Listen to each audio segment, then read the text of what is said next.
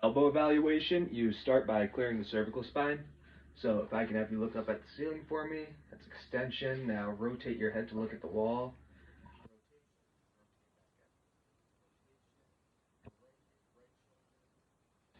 Side, side, good. All right, and take that chin over chest, flexion. All right, good. Now that the cervical spine is cleared, we move on to active shoulder abduction. So raise your arms up like so. Very good. And then back down for me.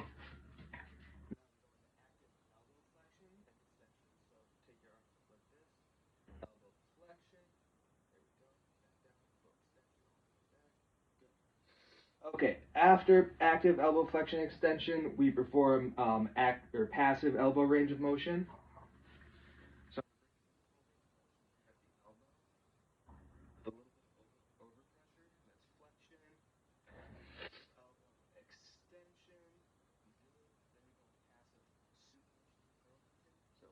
passive supination, good. Passive supination, overpressure, good.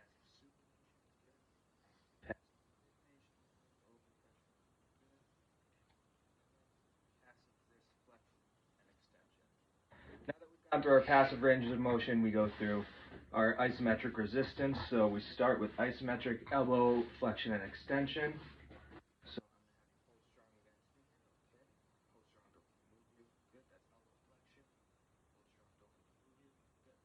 elbow extension. Forearm pronation and supination. So good.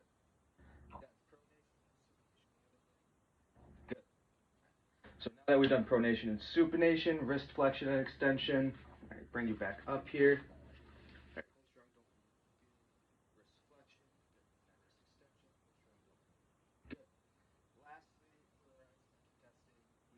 Radial and ulnar deviation.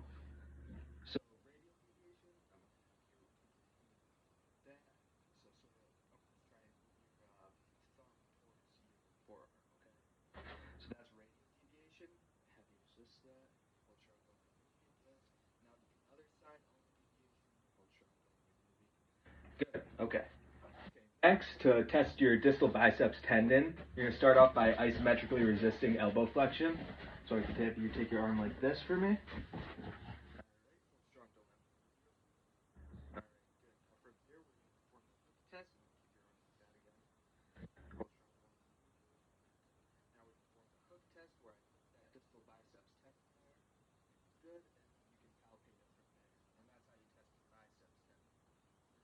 Triceps tendon, you would resist elbow extension.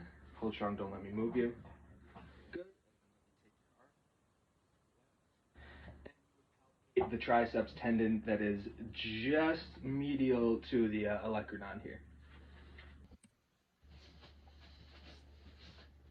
As for medial epicondylitis, we start off by isometrically resisting or isometrically testing wrist flexion. So if I can have you bring your arm up here for me, hold strong, don't let me move you.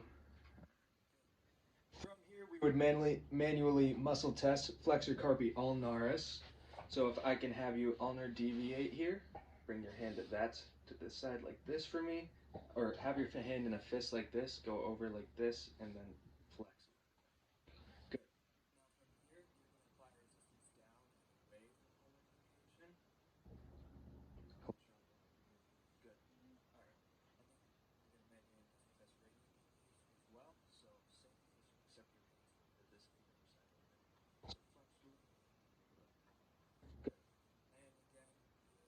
You're manually muscle testing by pulling down and away here. Hold strong, don't let me move you. Good. Then from here, you would just palpate the epicondyle. Now to test for lateral epicondylitis, we start with isometric wrist extension. So if I can have you take your arm like this, hold strong, don't let me move you. Very good. All right, from here we manually muscle test extensor carpi ulnaris. So I'm going to have you ulnarly deviate like that. Very good. And slightly extend your wrist. And again, we're pushing down and away from ulnar deviation. Hold strong, don't let me move you. Good. All right, from here, we got to manually muscle test extensor carpi radialis longus and brevis. So I'm going to have you fully extend your arm here. Good. Now, Move your hand like this and extend back a little bit. Good. And again, we're resisting down and away here. Hold strong, don't let me move you. Good.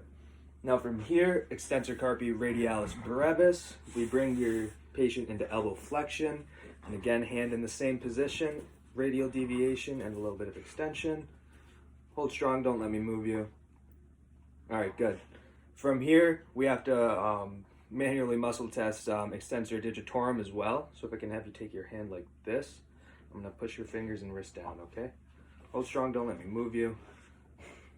Very good. And now lastly, you would palpate the lateral epicondyle right here on the elbow with a special guest. Now to test the ulnar collateral ligament of the elbow, we start by applying a valgus stress to the elbow. So you bring your elbow to the arm to about 25 to 30 degrees of flexion and palpate just proximal to the medial epicondyle put your hands on that ulnar collateral ligament. And you apply a valgus force here while abducting the arm, feeling for any laxity at all at the ulnar collateral ligament.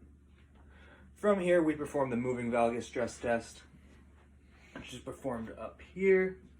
Again, you're gripping that humerus pretty tight here and applying a valgus force here. Let me move your forearm here.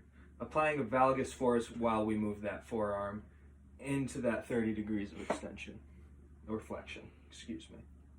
Good. All right, from here, if I can have you lay down for me. We're gonna perform the posterior lateral rotary instability test. From here, we get into full extension with the arm. Perform supination. Oh, you know what? I'm gonna have to have you move down. If you can move down that way. All right, good. So we bring the arm into full extension here. Supinate the forearm like so. Supinate the forearm like so. And from here, you apply a valgus force on the elbow while putting an axial load on the forearm. And a positive sign here would be subluxation of the radial head. Very good. And lastly, we palpate the ulnar collateral ligament, which you would palpate just proximal to the medial epicondyle of the elbow.